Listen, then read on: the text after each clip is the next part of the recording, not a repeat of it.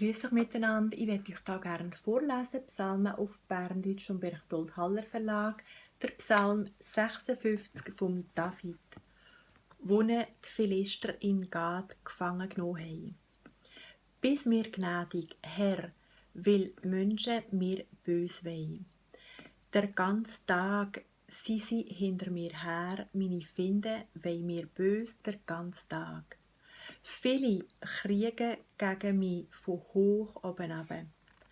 Ich habe Angst den ganzen Tag, aber ich verlasse mich auf dich. Auf Gott verlasse ich mich, ich lobe sein Wort. Ich will keine Angst haben. Was könnte der Mensch mir schon zu leid tun? Der ganze Tag verdrehen sie meine Worte. Sie gehen darauf aus, mich zu verderben.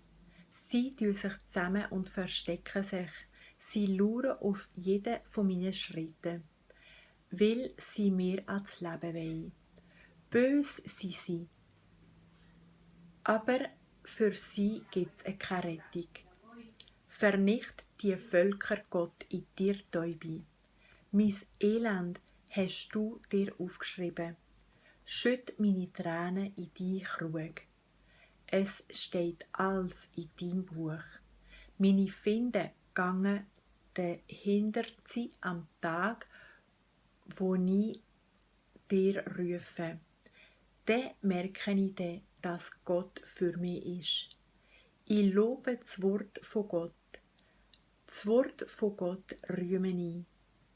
Auf Gott verlasse ich mich. Ich will keine Angst haben.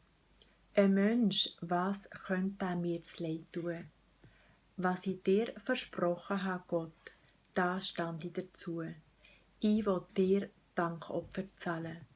Du hast mein Leben gerettet vor dem Tod, meine Füße vor dem Stolpern bewahrt, dass ich in der Nähe von Gott bin, im Licht vom Leben kann sein.